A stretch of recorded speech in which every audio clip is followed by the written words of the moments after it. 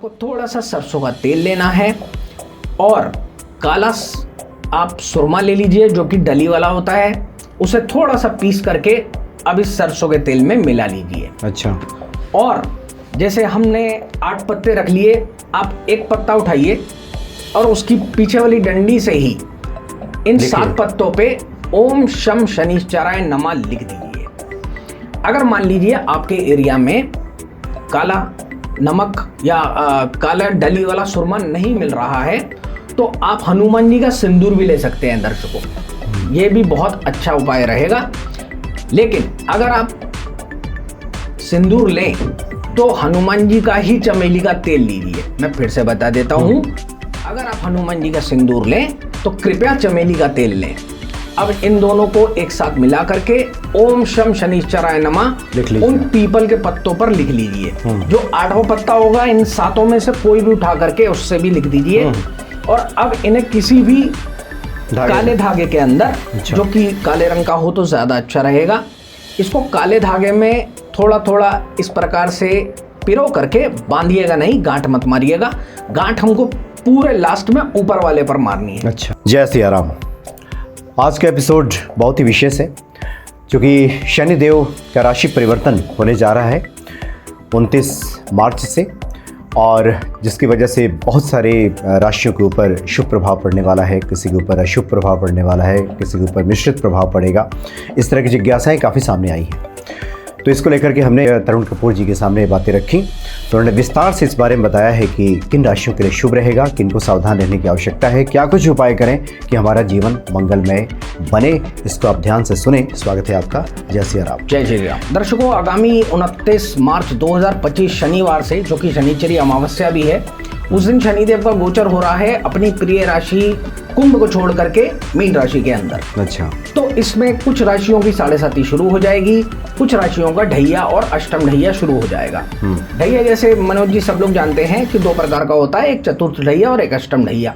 तो उसमें किन किन राशियों को बहुत सावधान रहना है और किन राशियों पर इसका दुष्प्रभाव पड़ेगा, हम उसी की बात करते हैं। अच्छा जी। जैसे सबसे पहले हम शनिदेव की जो 7.5 जिस राशि पर प्रारंभ हो रही है उसके बारे में चर्चा करते हैं। वह राशि है दर्शकों मेष, यानी कि एरीज, जो कि सबसे पहली राशि मानी जाती है, मंगल की राशि होती है। और चूंकि शनिदेव इससे 12वीं राशि में आ रहे हैं तो मेष राशि वालों की 7.5 शुरू हो रही है। तो उनके लिए थोड़ा सा एक परेशानी का दौर रहेगा क्योंकि ये राशि मंगल की है और मंगल वाले थोड़े से जल्दबाज या फिर हर चीज में जल्दी रिजल्ट पाने के लिए हमेशा आतुर रहते हैं। अच्छा। शनिदेव का यहाँ आने से एक तो उनके कामों में बहुत ज़्यादा स्लोनेस आएगी, जो काम पहले बनते हुए नजर आ रहे थे उनमें अवश्य ही अवरोध महसूस होगा। इसके अलावा एक और चंद्र राशि जिसे हम सिंह कहते हैं, तो सिंह राशि वालों की अष्टम की ढैया प्रारंभ हो रही है। दर्शकों, अष्टम ढैया प्रारंभ होने से अनावश्यक एक्सीडेंट्स होना, किसी भी तरीके के अगर कोर्ट कचहरी के मामले चल रहे हैं तो उसके अंदर झूठे इल्ज़ाम या कोर्ट का केस की तारीखें बार बार आगे होते जाना। खास तौर पर क्योंकि सिंह राशि वैसे भी शनिदेव की प्रिय राशियों में नहीं आती और उससे शनिदेव का 12वीं राशि में गोचर करना यह अच्छा इंडिकेशन नहीं है। इसके अतिरिक्त एक देव राशि जिसे हम धनु राशि या सेजिटेरियस बोलते हैं, इन जातकों के लिए शनिदेव का चतुर्थ ढैया शुरू हो रहा है। और चूंकि 9वीं राशि से 12वीं राशि 4 घर दूर रहती है, इसलिए मनोज जी घर में सुख शांति कम होना या पीस ऑफ माइंड कम होना, घरेलू झगड़े बढ़ जाना, ये सब स्वाभाविक होगा। इन 3 राशियों पर इस 7.5 का ज़्यादा अच्छा प्रभाव या चतुर्थ या अष्टम ढैया का प्रभाव अच्छा नहीं रहेगा। इसके अलावा हम बाकी की चंद्र राशियों के हिसाब से आपको बता देते हैं। मान लीजिए हम चंद्र राशियों के हिसाब से बात करते हैं तो जो दूसरी चंद्र राशि है यानी वृष, उसके लिए ये 7.5 अभी इतनी ज़्यादा प्रॉब्लम नहीं देगी। अच्छा। क्योंकि अभी शनिदेव उस राशि से पीछे हैं। इसी प्रकार से जो राशियां जैसे कि हम मिथुन या कर्क राशि की बात करते हैं उसके लिए भी 7.5 बहुत ज़्यादा प्रॉब्लम नहीं देगी। इसी प्रकार से 6ठी, 7वीं या 8वीं राशि जो कि कन्या या तुला या स्कॉर्पियो या वृश्चिक होती है, उसके लिए भी ये 7.5 ज़्यादा प्रॉब्लम नहीं देगी दर्शकों। इसके अलावा जो अच्छी चीज़ यह है कि जो मकर राशि वाले हैं उनकी 7.5 जो है वो अब अंतिम चरण पे चली जाएगी। अच्छा। और वो उतरती भी 7.5 ही होगी। तो अर्थात जो प्रॉपर ज़्यादा प्रॉब्लम हम देखेंगे वो इन 3 राशियों में ही देखेंगे, जिसके लिए हम आपको उपाय अवश्य बताएंगे। इसके अलावा जो मेन बात जो मैंने देखी दर्शकों वो यह है कि अभी 4 ग्रहों का गोचर चल रहा है, जिसके अंदर राहुदेव, शुक्रदेव, बुधदेव और सूर्य नारायण, ये सारे के सारे ही पाइसेस अर्थात मीन राशि में गोचर कर रहे हैं। ऐसी स्थिति में शनिदेव का भी 29 तारीख को उन्हीं 4 ग्रहों के साथ गोचर करना ज़्यादा अच्छा नहीं है। अच्छा। क्योंकि उसका कारण यह है कि 12वीं राशि अर्थात बृहस्पति की राशि है और जिसके अंदर राहुदेव और बुधदेव दोनों ही नीच के होते हैं। इन दोनों का ही नीच का होना, बड़े बड़े बिजनेस का उथल पुथल होना, अभी जैसे जिसका मैं एग्जांपल देता हूँ, इंडसइंड बैंक के अंदर बहुत ज़्यादा प्रॉब्लम हो गई, 2100 करोड़ से ज़्यादा का घाटा उस बैंक को हो चुका है। तो इस तरीके की किसी भी तरीके से मार्केट पूरा या शेयर मार्केट डाउन हो जाना, ये सब परिस्थितियाँ अवश्य उत्पन्न होंगी।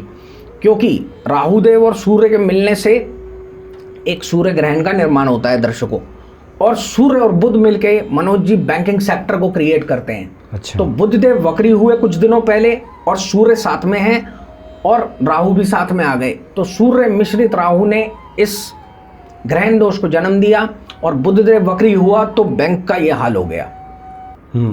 इसी प्रकार से दर्शकों जब शनिदेव इस मेल से मिलेगा तो अब ये सूर्य मिश्रित राहु के साथ यानी कि सूर्य ग्रहण के साथ शनिदेव आ जाएगा। राहुदेव और शनिदेव का मेल सब लोग जानते हैं दर्शकों, ये श्रापित दोष को जन्म देता है। और तिथि के हिसाब से अगर हम देखें तो 15 अप्रैल 2025 तक सूर्य इन 4 ग्रहों के साथ रहेंगे और 20 मई 2025 तक ये शनिदेव और राहुदेव भी एक साथ रहेंगे। तो ये ज़्यादा अच्छी चीज़ें नहीं हैं। अच्छा। इसके निवारण के लिए दर्शकों हम आपको छोटे छोटे उपाय बता देते हैं आपकी राशि के हिसाब से, वह आप अवश्य कीजिए, आपको ज़्यादा प्रभाव नहीं पड़ेगा। क्योंकि अभी कुछ दिनों पहले जब हम एपिसोड करके जाते रहे और हमारे पास जब केस आते रहे तो उसमें हमने यही देखा कि खास तौर पर जिनकी या तो मेष राशि या फिर ये सिंह राशि या फिर धनु राशि थी, उनको अभी से ही 20-21 दिन पहले से ही समस्याएं आनी शुरू हो गई। और जब हमने जी उससे हमें यह संकेत मिलने लगा कि शनिदेव का गोचर अभी ऐसा होने वाला है, तो अभी से ही प्रॉब्लम्स आनी स्टार्ट हो चुकी हैं। क्योंकि शनिदेव अभी केवल लगभग 12-14 दिन ही पीछे हैं इस योग में जाने से। मतलब मेष, वृष और धनु। मेष, सिंह अच्छा और धनु राशि, ये 3 राशियां, ये तीनों राशियों पे असर पड़ेगा। इनको असर अवश्य पड़ेगा क्योंकि मेष वालों की तो 7.5 ही प्रारंभ हो जाएगी। अब इसमें अगर दर्शकों हम लग्न के हिसाब से देखें, यानी आपका चंद्रदेव जहां मर्जी बैठा हो उसके हिसाब से हम आपको बता देते हैं। मेष लगन वालों के लिए शनिदेव 12वें घर में गोचर करेंगे, अर्थात खर्चे वाला स्थान, कारावास का स्थान। तो अनावश्यक खर्चे बढ़ना, किसी के कारावास की अवधि बढ़ जाना या बार बार कोर्ट की केस आगे खिसक जाना, जैसे हमने 8वें घर के शनिदेव के लिए भी देखा। तो इस चीज़ के लिए उपाय करने परम आवश्यक रहेंगे, जो कि जन्म कुंडली को देखकर ही होने चाहिए। इसी प्रकार से जो हम वृष लगन की बात करते हैं, वृष लगन वालों के लिए शनिदेव 11वें घर में दर्शकों लाभ स्थान पर गोचर करेंगे। शनिदेव दर्शकों जिस घर में भी बैठते हैं, क्योंकि इनकी चलने की जो गति है उसको कहा गया है शनय शनय, धीरे धीरे चलने वाले, तो लाभ में थोड़ी सी गिरावट ना सही परंतु स्लोनेस अवश्य आएगी। तो इसके लिए जन्म कुंडली दिखाकर उपाय अवश्य कर लेने चाहिए। 11वें घर का शनिदेव काफ़ी हद तक खराब नहीं होता है दर्शकों, परंतु थोड़े से प्रॉफिट्स को डिले अवश्य करेगा, खास तौर से 20 मई तक, क्योंकि राहुदेव भी साथ में ही हैं और 11वें घर में राहुदेव अच्छा फल नहीं देते हैं। अच्छा। इसी प्रकार से हम तीसरी राशि मिथुन की बात करते हैं। मिथुन राशि वालों के लिए दर्शकों शनिदेव 10वें घर में आएंगे। उस समय खास तौर पे प्रोफेशन के अंदर, गवर्नमेंट के अंदर कुछ ना कुछ उथल पुथल देखने को मिल सकती है, क्योंकि उस वक्त 5 ग्रह 10वें घर में होंगे। अच्छा। ऐसे व्यक्ति अगर गवर्नमेंट जॉब में है तो उसको थोड़ा सा सावधान रहना चाहिए दर्शकों, खास तौर से 15 अप्रैल तक, क्योंकि जब भी सूर्य और राहुदेव गोचर में मिल जाते हैं तो चाहे 15 दिन से 1 महीने तक एक साथ रहें, उस समय आपके, क्योंकि हमारे जो बॉस होते हैं वो सूर्य होते हैं, तो बॉस के साथ कहीं ना कहीं हमारी प्रॉब्लम क्रिएट हो जाती है। तो दर्शकों, खास तौर पे आप कृपया करके विवादों से बचिए इस दौरान, तो बहुत ज़्यादा अच्छा रहेगा। अब हम बात करते हैं अगली राशि, जो कि होती है कर्क। कर्क राशि के लिए जो ये शनिदेव हैं, ये भाग्य भाव में आएंगे। यहाँ पर ये भाग्य को थोड़ा सा स्लो कर देते हैं, परंतु हाँ, अच्छी चीज़ यह है जिसके भवन या मकान के निर्माण का कार्य चल रहा है, वो निर्माण का कार्य चलता रहेगा। अगर चंद्रदेव अच्छी राशि में हुए तो ज़्यादा दिक्कतें नहीं होंगी। अगर कोई भी दिक्कत आ रही हो तो कृपया जन्म कुंडली अवश्य दिखा लीजिए। अब हम बात करते हैं 5वीं राशि अर्थात सिंह राशि की। सिंह राशि का, जैसे मैंने दर्शकों आपको बताया कि शनिदेव अष्टम घर में आ रहे हैं, जो कि ज़्यादा अच्छी परिस्थिति नहीं है। अच्छा। ये बहुत सारी समस्याओं को इकट्ठा करके बहुत बुरी तरीके से इंसान को फंसाने का काम करता है, क्योंकि 8वां घर बहुत ज़्यादा डिस्कम्फर्ट वाला घर है। ऐसी मुसीबतें जो बहुत लंबे समय तक चलती रहती हैं। और वैसे भी मनोज जी, 5वीं राशि अर्थात लियो या सिंह वालों का अष्टम का ढैया चलेगा, तो उनके लिए थोड़ी सी ज़्यादा प्रॉब्लम है। हाँ, इसका उपाय मैं आप लोगों को बहुत कॉमन है, वो अवश्य बता देता हूँ। आप लोग हर शनिवार को, क्योंकि अष्टम घर में शनिदेव रहेंगे, ये मैं लगन के हिसाब से बता रहा हूँ, चंद्र राशि के हिसाब से आपका उपाय बिल्कुल अलग होगा।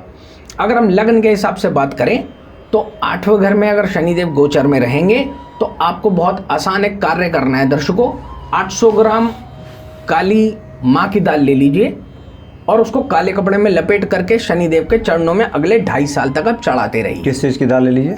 काले माँ की दाल। ये क्या होता है? काले माँ की दाल, जो हम जिससे दाल मखनी बनती है, अच्छा, वो काले माँ की, उड़द की दाल, काले अच्छा। माँ की दाल भी बोला जाता है। अच्छा अच्छा।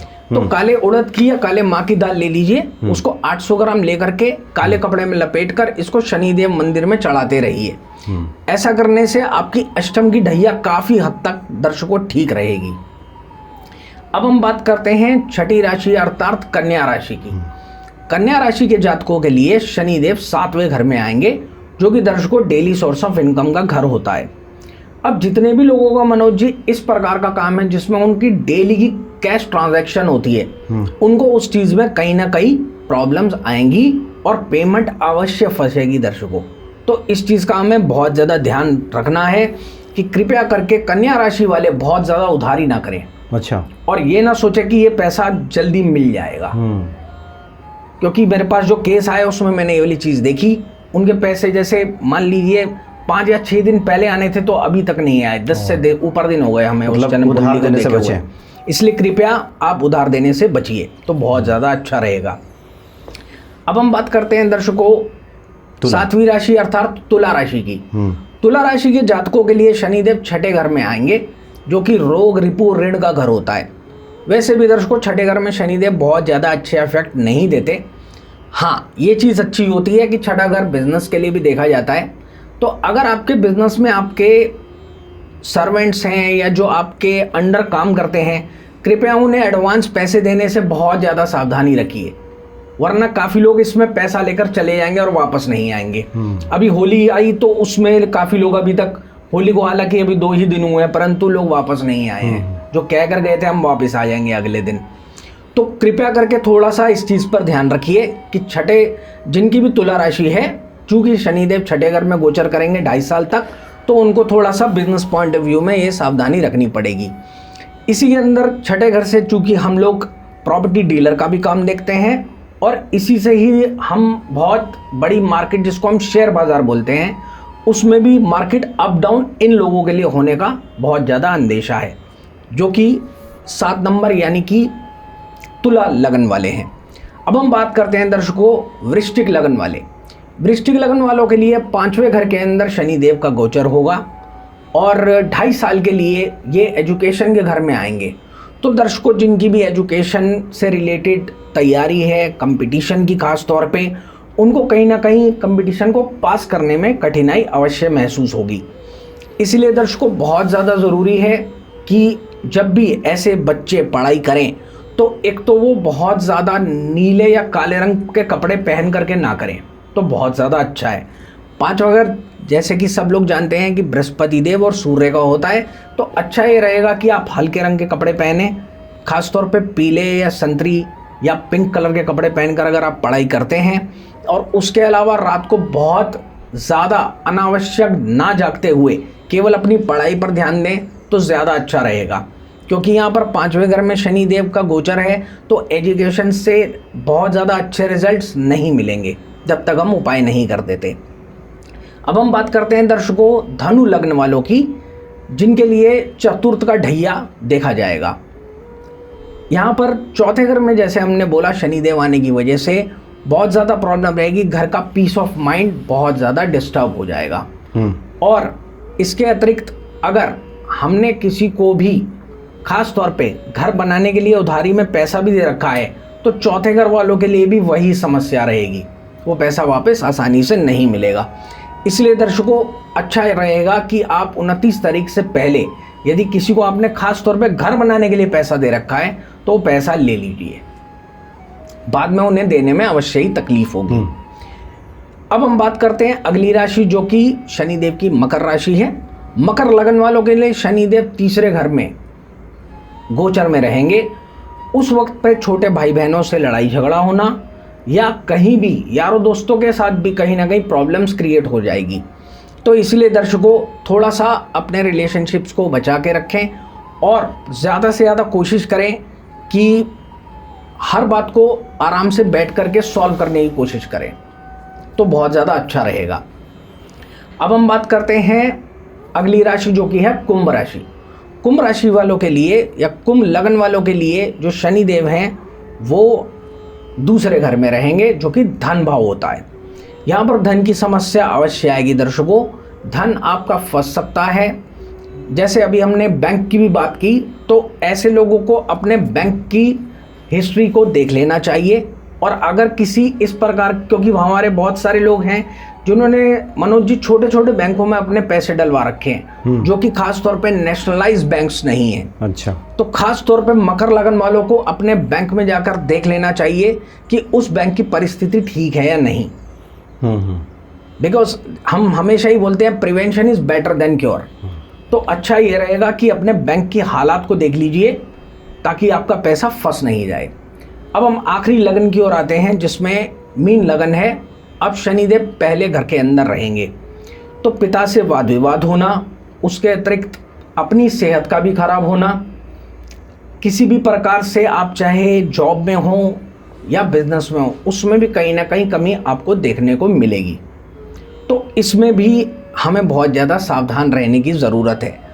ओवरऑल शनिदेव का यह गोचर दर्शकों बहुत मिक्स बैग जाएगा, बिकॉज 12वीं राशि बृहस्पति देव की राशि है, परंतु शुरुआत में जैसे हमने बोला परम शत्रु सूर्य के साथ रहना, उसी वक्त पे नीच का राहु महाराज रहना, बुध देव रहना, ये ज़्यादा अच्छा इंडिकेशन नहीं है। अच्छा, और देखिए आसानी से और थोड़ी सी कोशिश करने से पैसे देने वाले दोनों ही ग्रह बुध देव और शुक्र देव इस सूर्य शनि और राहु के बीच में फंसे रहेंगे दर्शकों। इसलिए ज़्यादा से ज़्यादा यही कोशिश करें कि जैसे जो हमने आपको तिथि बताई है लगभग 15 मई 2025 तक बहुत बड़े बड़े चीज़ों में ना तो अपना धन लगाएं, और ख़ास तौर पे देखिए अभी जैसे लोग IPL में भी इन्वॉल्व होने वाले हैं और बहुत पैसा लगाने वाले हैं। इस प्रकार का पैसा देने वाला दर्शकों जो ग्रह होता है वो राहु महाराज होता है, और राहु महाराज अभी 15 मई तक शनिदेव का साथ नहीं छोड़ेगा, और शनिदेव राहु देव के साथ होने पर बहुत आसानी से 2 नंबर का पैसा कमाने भी नहीं देगा। तो इन व्यक्तियों को बहुत सोच समझ करके इस प्रकार से पैसा लगाना चाहिए। हम दर्शकों उपाय के विषय में आपको बहुत बड़ा और महा उपाय बताना चाहते हैं। यह करने से बहुत ज़्यादा अच्छी बात यह रहेगी कि अभी हमारे पास आने वाली 22 तारीख के शनिवार को अगर यह उपाय को कर दिया जाए तो आपकी जो 7.5 या चतुर्थ का ढैया या अष्टम ढैया शुरू हो रहा है, कम से कम आप एक भगवान की प्रसन्नता के लिए एक महा उपाय कर सकते हैं। इसके लिए दर्शकों आपका चाहे जो मर्जी चंद्र राशि हो या जो मर्जी लग्न हो, या किसी भी व्यक्ति को चाहे अपने जन्म के विषय में कुछ भी ना पता हो, वो दर्शकों यह उपाय कर सकता है। ये एक महा उपाय है जो हम पिछले 25 साल से सबको करवाते हुए आ रहे हैं, और इससे शनिदेव का शुभ फल काफ़ी हद तक मिलता है और लोगों को बड़ी बड़ी समस्याएं नहीं आती। यह मैंने अपनी स्वयं की 7.5 से पहले भी किया था और उसके अलावा लोगों को भी यह उपाय करवाता आ रहा हूँ। इसके लिए दर्शकों बहुत ही आसान है। आप पीपल देवता के वृक्ष के पास जाइए, वहाँ पर जो पत्ते गिरे हुए होते हैं, ऐसे आपको केवल 8 पत्ते लेने हैं। 8 का हम आपको रीज़न दे देते हैं। 8 नंबर दर्शकों शनिदेव का नंबर होता है, न्यूमरोलॉजी के हिसाब से उनका प्रिय नंबर है। आपको ऐसे 8 हरे पत्ते लेने हैं जो सूखे हुए ना हो, यानी आगे पीछे से उसे देख लीजिएगा, वो येलो कलर पे नहीं होना चाहिए। आपको थोड़ा सा सरसों का तेल लेना है और काला आप सुरमा ले लीजिए जो कि डली वाला होता है, उसे थोड़ा सा पीस करके अब इस सरसों के तेल में मिला लीजिए। अच्छा। और जैसे हमने 8 पत्ते रख लिए, आप एक पत्ता उठाइए और उसकी पीछे वाली डंडी से ही इन 7 पत्तों पे ओम शम शनिश्चराय नमः लिख दीजिए। अगर मान लीजिए आपके एरिया में काला नमक या काला डली वाला सुरमा नहीं मिल रहा है, तो आप हनुमान जी का सिंदूर भी ले सकते हैं दर्शकों, ये भी बहुत अच्छा उपाय रहेगा। लेकिन अगर आप सिंदूर लें तो हनुमान जी का ही चमेली का तेल लीजिए। मैं फिर से बता देता हूँ, अगर आप हनुमान जी का सिंदूर लें तो कृपया चमेली का तेल लें। अब इन दोनों को एक साथ मिला करके ओम शम शनिश्चराय नमः लिख लीजिए। उन पीपल के पत्तों पर लिख लीजिए। जो 8वां पत्ता होगा इन 7 में से कोई भी उठा करके उससे भी लिख दीजिए। और अब इन्हें किसी भी काले धागे के अंदर, जो कि काले रंग का हो तो ज़्यादा अच्छा रहेगा, इसको काले धागे में थोड़ा थोड़ा इस प्रकार से पिरो करके बांधिएगा, नहीं गांठ मत मारिएगा।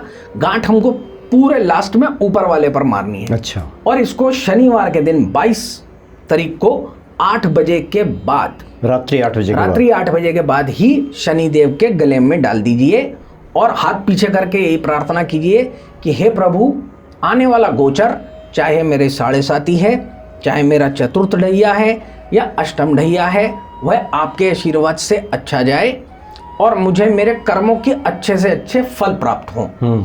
इसमें मैं दर्शकों बहुत इंपॉर्टेंट चीज़ बता देना चाहता हूँ। 8 बजे का समय, क्योंकि 99% विश्व के अंदर 8 बजे के बाद सूरज ढल जाता है, लेकिन कुछ जगह जैसे इंग्लैंड से मेरे पास बहुत लोगों के कॉल वगैरह आते हैं दर्शकों, 8:30 से 9 बजे तक भी आपके एरियाज़ में सूर्य अस्त नहीं होता। तो इसीलिए आप अपने वहाँ कैलेंडर के हिसाब से देख लीजिए, आप 9 बजे रात्रि के बाद अपने वहाँ पर यह कार्य को कर सकते हैं। अच्छा। दर्शकों, जिनके घरों से दूर शनिदेव के मंदिर हैं, वह हनुमान जी की मूर्ति को भी यह माला पहना सकते हैं। आप वही प्रार्थना हनुमान जी से भी करिए और नियमित रूप से हनुमान चालीसा का पाठ कीजिए। ज़्यादा सावधानी जो हमने आपको बताई है वो यही है कि राहु देव के साथ शनिदेव होने से काफ़ी लोग जो इस प्रकार के कार्यों में हैं जिसमें वो थोड़ा सा पैसा लगा के ज़्यादा पैसा कमाते हैं, उनको इसमें दिक्कतें अवश्य आएंगी। अच्छा, मतलब ये सावधानी बरतनी है जी। और ख़ास करके 3 राशियों की आपने चर्चा की, जिसमें कि मेष राशि, सिंह राशि और धनु राशि। जी। इनको तो विशेष सतर्क रहने की आवश्यकता है। उनको तो इस तरह के उधार देने, सट्टा लगाने, कहीं पैसा लगाने से बचना चाहिए।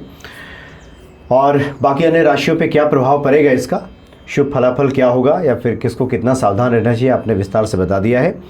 और कुछ जिज्ञासाएं अगर शेष रह गई तो जो आप कमेंट करेंगे, लिखेंगे, उसके बाद फिर हम लोग आगे बात करेंगे। बहुत बहुत धन्यवाद आपका। जय श्री राम। जय सिया राम।